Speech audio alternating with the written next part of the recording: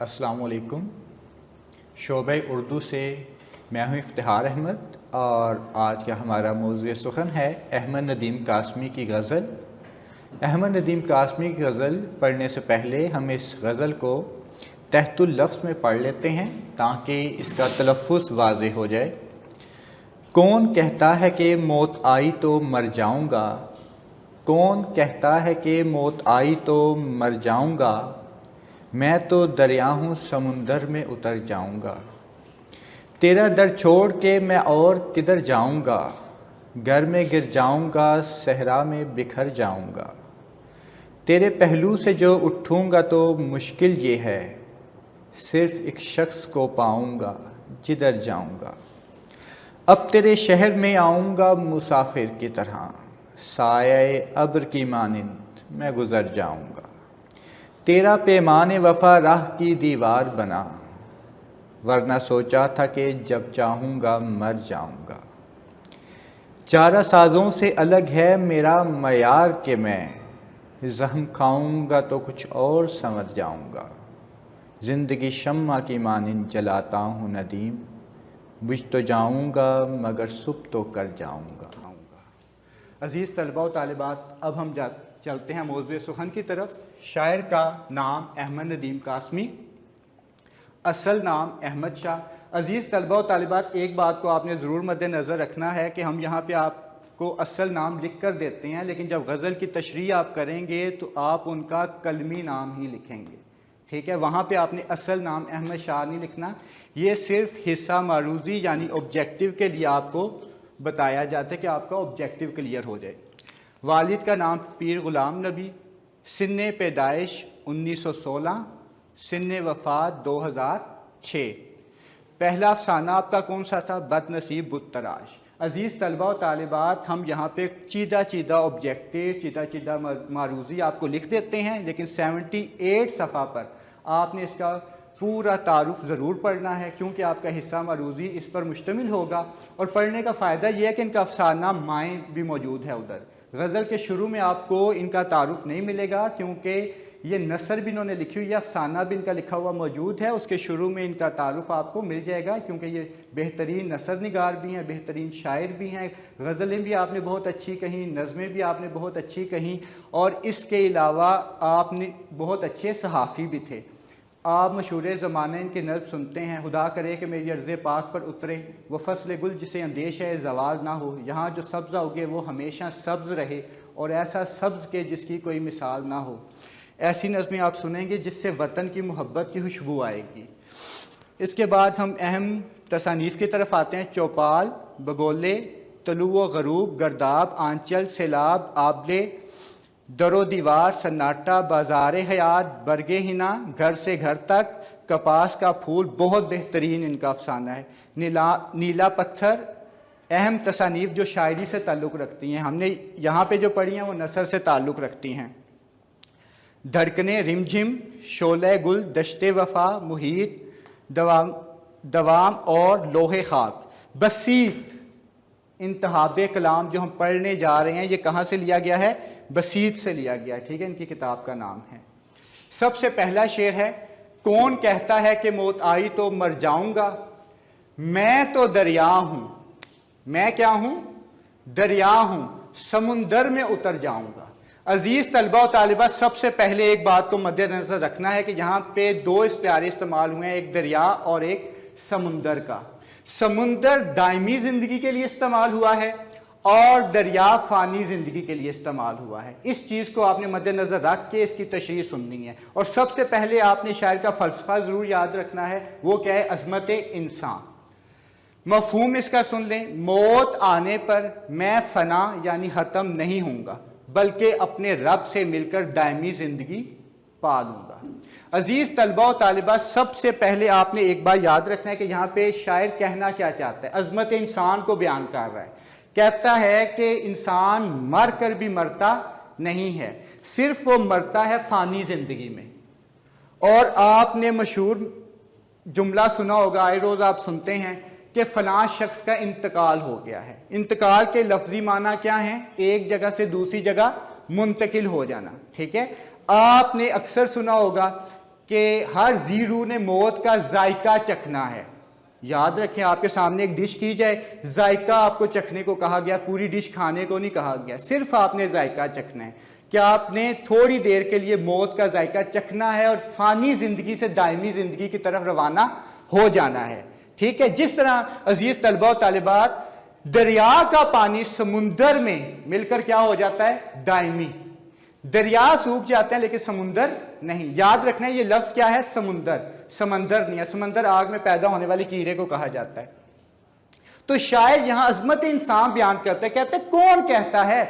आप देखें पहले मिसरे पर अगर आप फोकस करें तो कहते हैं कौन कह रहा है, आपसे इस्तफाम कर रहा है, भाई कौन कहता है तुम्हें, कौन कहता है कि मौत आई तो मर जाऊंगा, कौन मुझे बता रहा है कि मैं मौत आने पर मर जाऊंगा। दूसरे में बता रहे हैं कि मैं हूं क्या, मैं दरिया हूं, मुझे अल्लाह ताला ने फानी जिंदगी दी है और मैंने इस फानी जिंदगी में वो काम किए हैं जिन कामों ने मुझे दायमी बना दिया है। आप देख लें इमाम हुसैन इस दुनिया से चले गए हैं, नाम उनका अभी तक है और नाम यजीद का भी है, दोनों का नाम है, लेकिन इमाम हुसैन का नाम किन मायनों में लेते हैं और यजीद का नाम किन मायनों में हम लोग लेते हैं। नाम दोनों के हैं लेकिन किन मानों में लेते हैं। किसको अच्छाई के नाम से पुकारा जाता है, किसको बुराई के नाम से पुकारा जाता है। कहते हैं मैं दरिया हूं, समुद्र में उतर जाऊंगा। हम जब अच्छे काम करते हैं, जब हम अच्छे काम करते हैं तो हम फानी जिंदगी को दायमी बना देते हैं। जिस तरह जुज कुल के साथ मिलकर दायमी हो जाता है। इंसान क्या है, जुज, और कुल के साथ मिलकर गालिब ने क्या कहा था, ना था कुछ तो खुदा था, कुछ ना होता तो खुदा होता, डबोया मुझको होने ने, ना होता मैं तो क्या होता। अजीज तलबा और तालिबात, आप ये एग्जाम्पल, ये मिसाल दें कि ये एक रोस्टम है, ठीक है, डाइस है, ये किससे बना है, लकड़ी से। बनाने वाला कौन है, बढ़ई। ये लकड़ी से बना हुआ जो ये है रोस्टम है, इसको अगर ये रोस्टम ना बना होता तो ये दरख्त का हिस्सा होता। ठीक है, हमको अल्लाह ताला ने पैदा किया, ठीक है, किस हिस्से से जुदा किया, सवाल ये पैदा होता है। और जब हम मरेंगे तो हम मिलेंगे किससे, हमारी फानी जात किस दायमी जात से मिलेगी। तो कैसे हो सकता है कि फानी चीज दायमी जिंदगी के साथ मिलके दायमी ना हो जाए। आप अच्छे लोगों के साथ मिलकर अच्छे नहीं हो जाते, आप बुरे लोगों के साथ मिलकर बुरे हो जाते हैं। यही शायर बताना ये चाहता है कि इंसान अगर अच्छे काम करे तो वो अपनी फानी जिंदगी को दायमी बना लेता है। जिस तरह दरिया समुंदर में डूब के दायमी हो जाता है। दरिया रहता तो फानी था, जुज कुल के साथ मिल रहा है। इन्हीं का शेर है अहमद नदीम कासमी का, निकलेंगे लहद से फूल बनकर, पल भर के नहीं मेहमान हम कोई एक दो पल के मेहमान थोड़ी हैं। हमारे तो जब हम दुनिया से चले जाएंगे तब भी लोग हमारे कारनामे याद करेंगे। देखें आज भी वो मर गए, मैं आपको पढ़ा रहा हूँ। हो सकता है मुझे अपने दादा अबू की डेट ऑफ बर्थ याद ना हो, लेकिन इनकी याद करनी है क्योंकि इम्तिहान में मेरे दादा अबू की नहीं पूछी जाएगी, इनकी पूछी जाएगी। दायमी नाम हो गए हैं इनके, तो हम लोग इनकी याद कर रहे हैं, इनकी गज़लें पढ़ा रहे हैं। तो अगर ये दायमी ना होते, फानी होते, तो आज हम इनको पढ़ ना रहे होते। इसी तरह क्या नाम है, शाह अब्दुल लतीफ़ भटाई का ये शेर है, कहते हैं घड़ा टूटा तो ये आवाज़ आई, नहीं अब हम में कोई जुदाई। घड़ा टूटना यानी इंसान का मरना, घड़ा टूटा तो आवाज़ क्या आ रही है, नहीं अब हम में कोई जुदाई, मुझ में और मेरे रब में कोई जुदाई नहीं है। क्योंकि जुज़ किसके साथ मिल रहा है, कुल के साथ। अजीज तलबा और तलबा, इसको काफ़ी और वजाहत और बलागत के साथ बयान किया जा सकता है, लेकिन वक्त की कमी के पेश नज़र हम दूसरे शेर पर चलेंगे। तेरा दर छोड़ के मैं और किधर जाऊंगा। नहीं, इतनी जल्दी नहीं जाना, पहले सवाल की तरफ आ जाएं। शायर ने अपने लिए कौन सा इस्तिआरा इस्तेमाल किया, मैं शुरू में आपको बता चुका हूं, दरिया का इस्तेमाल किया। मैं तो दरिया हूं, समुंदर में उतर जाऊंगा। मैं दरिया हूं, मैं दरिया जैसा नहीं हूं। जैसा कहता तो तशबीह हो जाता। तो शायर ने अपने लिए कौन सा इस्तिआरा इस्तेमाल किया, दरिया का। तेरा दर छोड़ के मैं और किधर जाऊंगा, घर में गिर जाऊंगा, सहरा में बिखर जाऊंगा। अजीज तलबा और तालिबात, कहता है शायर, ए महबूब दर चौखट, ठीक है, ए महबूब तेरा दरवाजा छोड़कर या तेरा दर छोड़कर छोड़ा तो मैं कैद हो जाऊंगा। किधर जाऊंगा, अगर मैं कहीं पे ना किया तो अपने घर में कैद हो जाऊंगा या सहरा में बिखर जाऊंगा। दोनों सूरतों में उसकी बर्बादी है। और बर्बादी कैसे है कि जब वो महबूब का दर छोड़ कर जाएगा। इसमें सबसे पहले आपने ये बात याद रखना है कि इसके दोनों मफाहिम को बयान किया जा सकता है। इसमें हकीकी मायनों को भी बयान किया जा सकता है और इसमें मजाजी मायनों को भी बयान किया जा सकता है, लेकिन जो लुत्फ इसके हकीकी मायनों में मिलेगा वो मजाजी मायनों में नहीं मिलेगा। ठीक है, कहते हैं तेरा दर, मैं तेरे दर से मुराद अल्लाह ताला ले लेता हूं, अल्लाह ताला का दर। ठीक है, हसरत मोहानी ने कहा था, रहता हूं गर्क उनके तस्वुर में रोज व शब, मस्ती का पड़ गया है कुछ ऐसा मजा मुझे, उस बेनशां के मिलने की हसरत हुई उम्मीद, आबे बका से बढ़ के है जहर फना मुझे।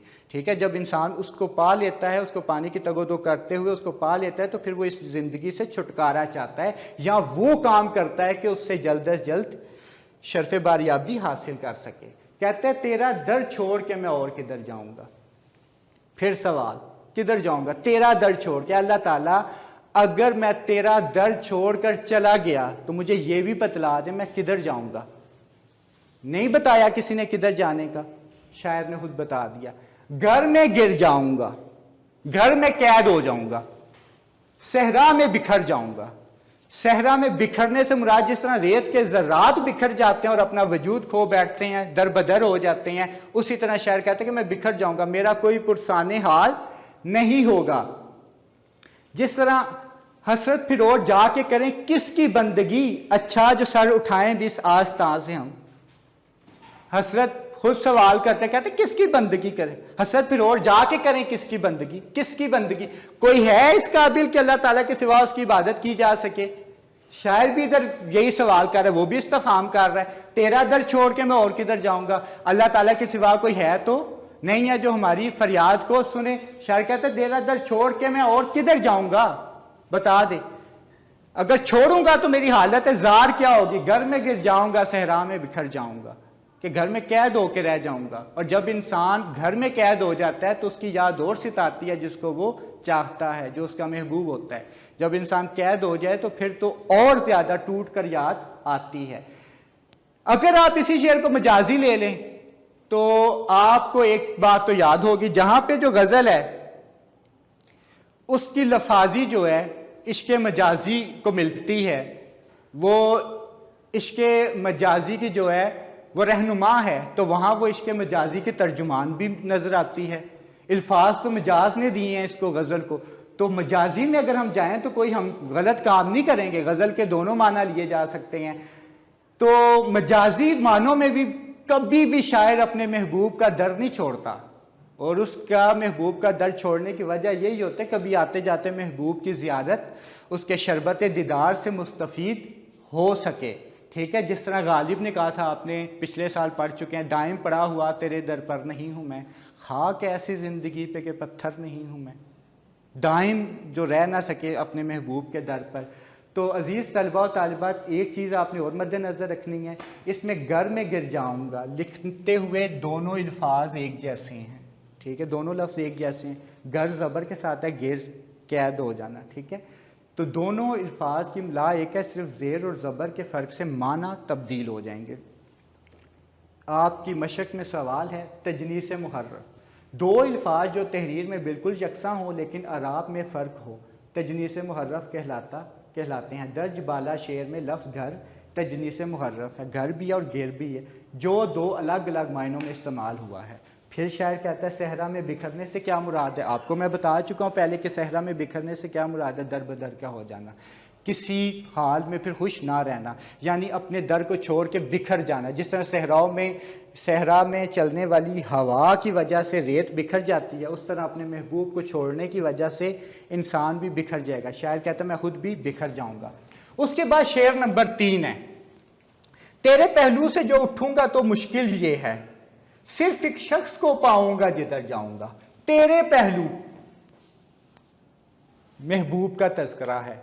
ठीक है, तेरे पहलू से जो उठूंगा तो मुश्किल ये है, सिर्फ एक शख्स को पाऊंगा। वो शख्स यही है जिसके पहलू से उठा जा रहा है। ये बात आप याद रखेंगे, तेरे पहलू से जो उठूंगा तो मुश्किल ये है, सिर्फ एक शख्स को पाऊंगा जिधर जाऊंगा। महबूब, पहले आप इसका मफहूम पढ़ लें, कहना क्या चाहता है, ए महबूब तेरे पास से उठ के जाना मुश्किल है। पहली तो बात है उठ के जाना मुश्किल है, चला भी गया तो हर जगह तू ही नजर आएगा। ठीक होगी बात। अब हसरत मोहानी ने शेर कहे थे, बुलाता लाख हूं लेकिन बराबर याद आते हैं, इलाही तर्क उल्फत में वो क्यों कर याद आते हैं, नहीं आती याद उनकी तो महीनों तक नहीं आती, मगर जब याद आते हैं तो अक्सर याद आते हैं, हकीकत खुल गई हसरत तेरे तर्के मोहब्बत की, तुझे तो अब वो पहले से भी बढ़कर याद आते हैं। तो शायर यहाँ पे जो बात बताना चाह रहे, कहते तेरे पहलू से जो उठूंगा तो मुश्किल जी है।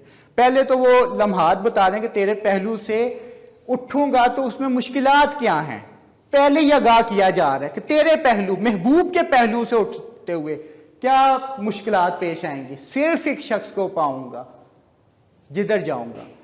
महबूब तेरे पास से तो उठ गया, मान लिया तेरे पास से उठ के चला गया, लेकिन तेरे यादों से कहां से निकलूंगा, तू अगर साथ नहीं है तो तेरी यादें तो मेरे साथ ही होंगी। कुछ इस अदा से आज वो पहलू नशीं रहे, जब तक हमारे साथ पास रहे हम नहीं रहे।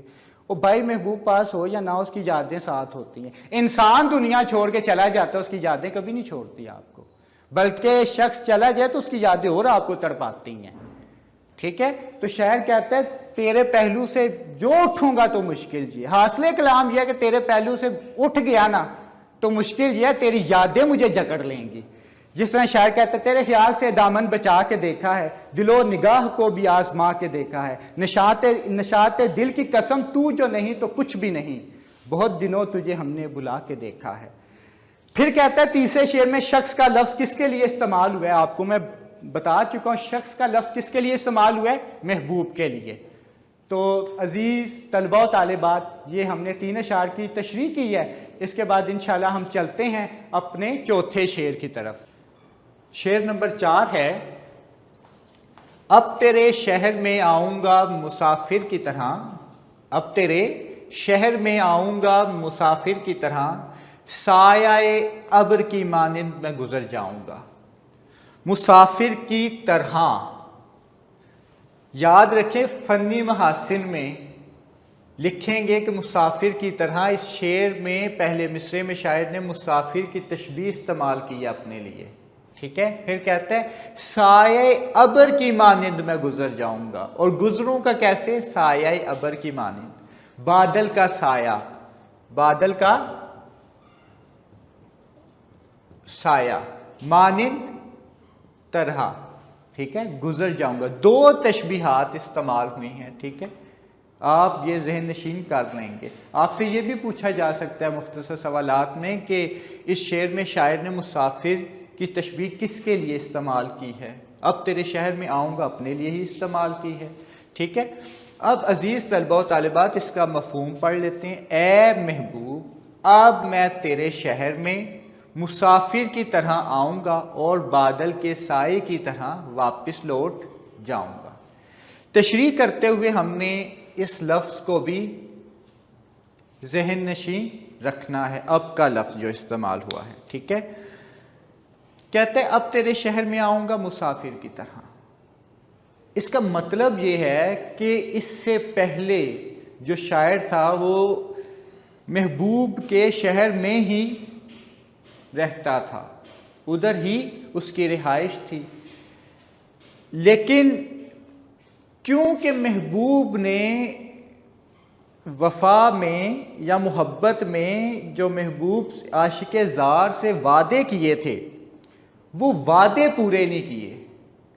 जो इब्तदाई मोहब्बत में आशिक से महबूब ने वादे किए थे वो वादे पूरे नहीं किए, तो शायर दिल बर्दाश्ता होकर उसका शहर छोड़कर चला गया है।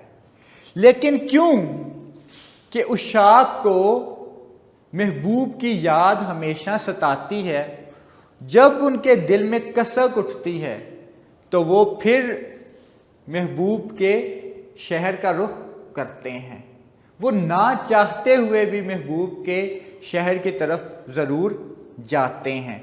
जिस तरह शायर ने कहा था, हम तेरे शहर में आए हैं मुसाफिर की तरह, सिर्फ एक बार मुलाकात का मौका दे दे। ये हो ही नहीं सकता कि शायर या उशाक जो हैं वो महबूब का दर्द छोड़ आएँ और दिल में एक लहर ना उठे और वो महबूब के कूचा की तरफ ना जाएं या महबूब के शहर की तरफ ना जाएं। ऐसा मुमकिन ही नहीं है। बेशक महबूब जो है वो सितमगर है। लेकिन यहाँ पे आप एक बात नोट करेंगे कि वो कहते हैं अब तेरे शहर में आऊँगा मुसाफिर की तरह। अब मैं अगर आऊँगा तो मुसाफिर की तरह आऊँगा। और मुसाफिर क्या कैसे आता है?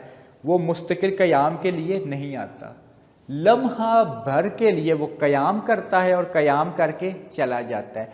बिल्कुल उसी तरह जिस तरह बादल सूरज के सामने आता है, ठीक है, थोड़ी सी गर्मी की लहर कम होती है, ठंडक पैदा हो जाती है, राहत मिलती है और फिर वो अपने सफ़र की तरफ रवाना हो जाता है। शायर भी इसी तरह कहता है कि मैं मुसाफिर की तरह तेरे शहर में आऊँगा।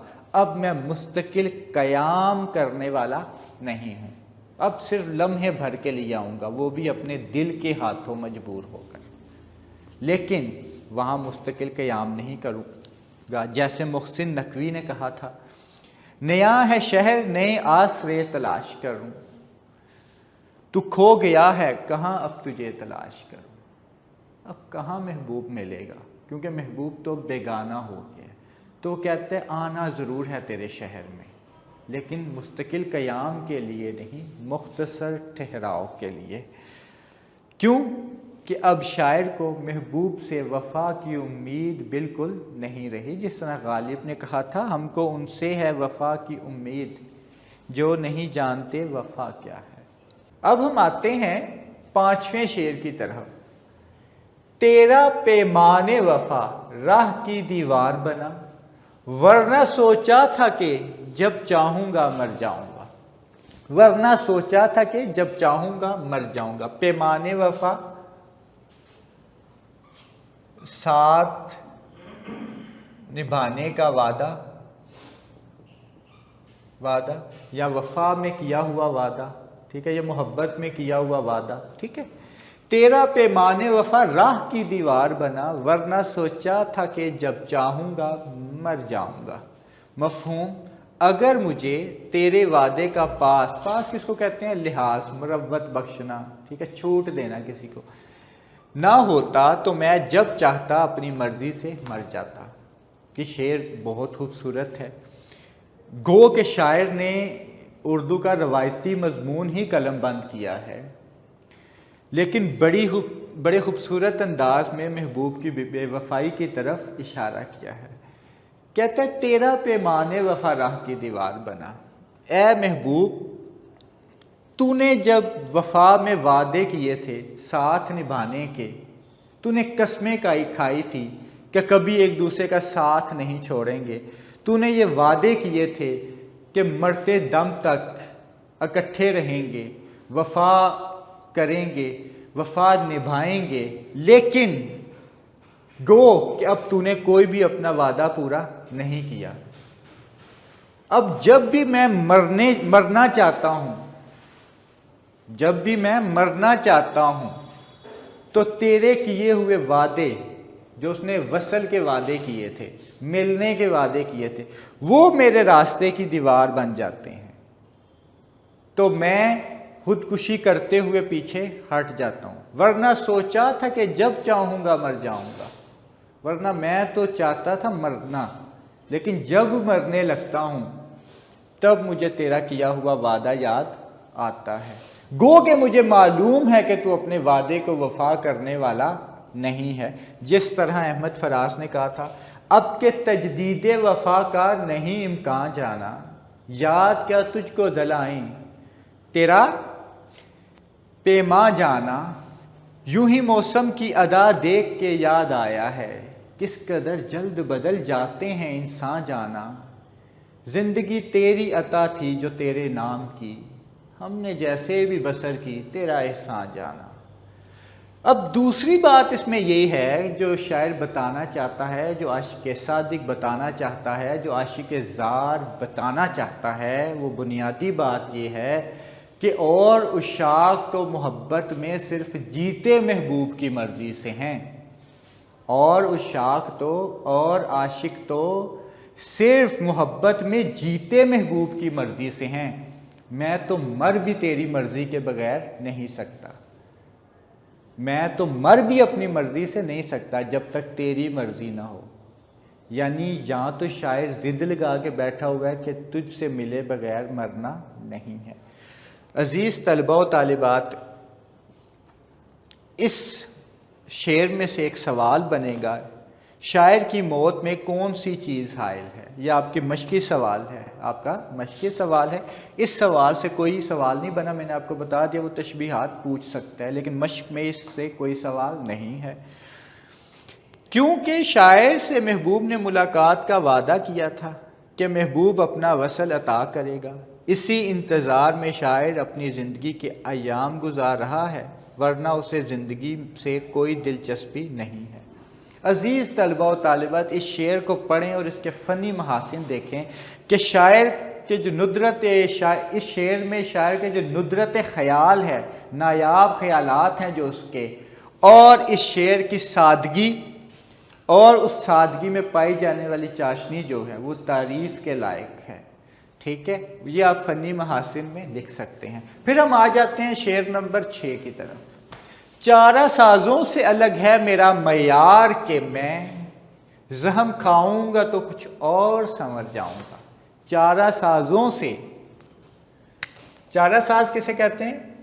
गमों का दावा करने वाले, गमों को भरने वाले।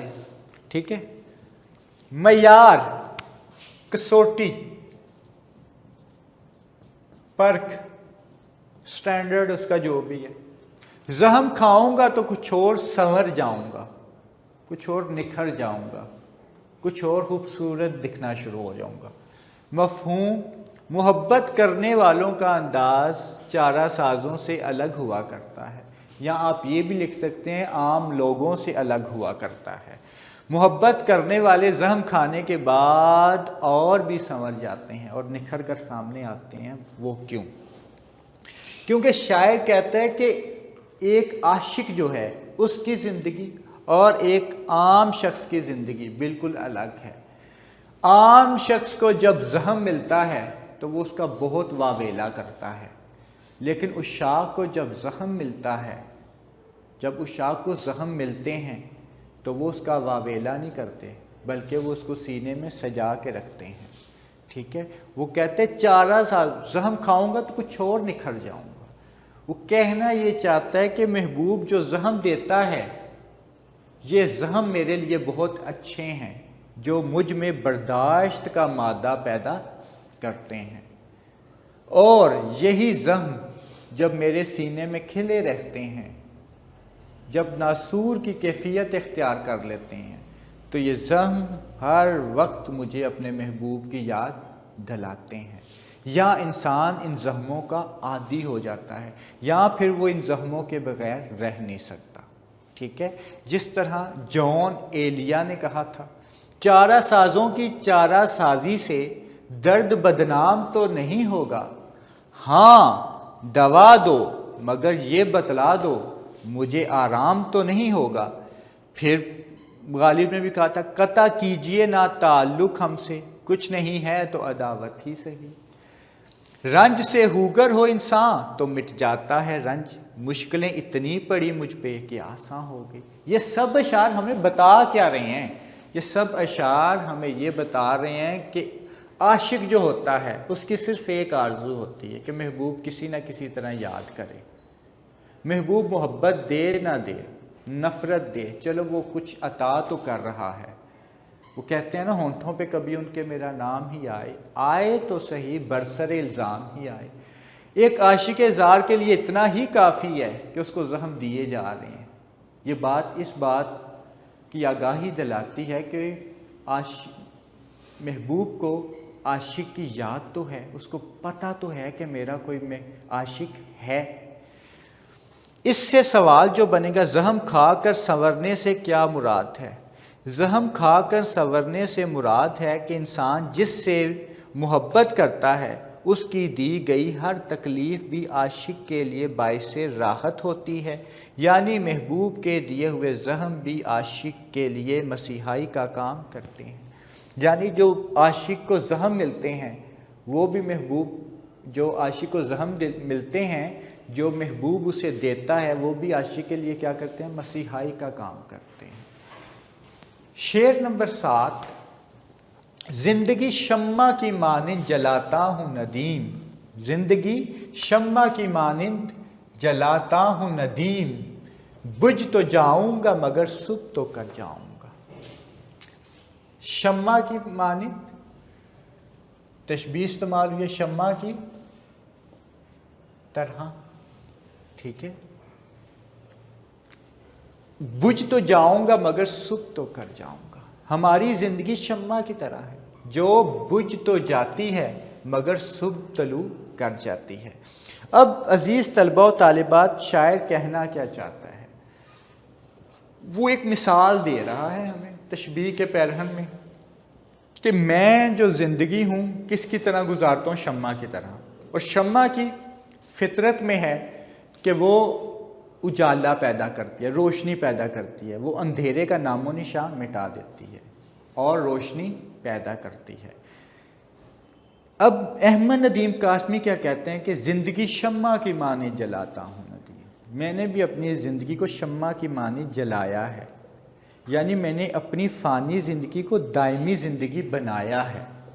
यानी मैंने अपनी फ़ानी ज़िंदगी में वो काम किए हैं जो इंसान की फलाह व बहबूद पर मबनी हैं। यानी मैंने वो काम किए हैं जो लोगों के लिए आसानियाँ पैदा करते हैं, उनको एक रास्ता दिखाते हैं। कहते हैं बुझ तो जाऊंगा मगर सुबह तो कर जाऊंगा। चिराग भी जब सुबह होती है तो बुझ जाता है, लेकिन रोशनी तो पैदा कर जाता है। ये लोग भी मर तो जाते हैं लेकिन अपने हिस्से का काम तो कर जाते हैं, अंधेरे में उजाले का काम तो कर जाते हैं। अहमद फराज ने कहा था, शिकवा जुल्मत शब से तो कहीं बेहतर था, अपने हिस्से की कोई शम्मा जलाते जाते। शायद बताना ये चाहता है कि इंसान अपनी फ़ानी ज़िंदगी में वो काम करके जाए जो उसकी ज़िंदगी को दायमी बना दे। जिस तरह इकबाल ने कहा था, लब पे आती है दुआ बन के तमन्ना मेरी, ज़िंदगी शम्मा की सूरत हो खुदाया मेरी, कि मेरी ज़िंदगी शम्मा की सूरत हो जो लोगों को नफ़ा दे, जिसमें कोई किताब खोल कर पढ़ सके। इकबाल तो कहते हैं लब पे आती है दुआ बन के तमन्ना मेरी, मेरे तो लब पे जो दुआ आती है वो ख्वाहिश बन के आती है, ख्वाहिश बन के आती है, आरजू बन के आती है कि मैं शम्मा की मानी ज़िंदगी गुजारूं जो रोशनियां बखेरती है, जो जहालत के अंधेरे को मिटाती है और आगाही की ज़िंदगी फराहम करती है।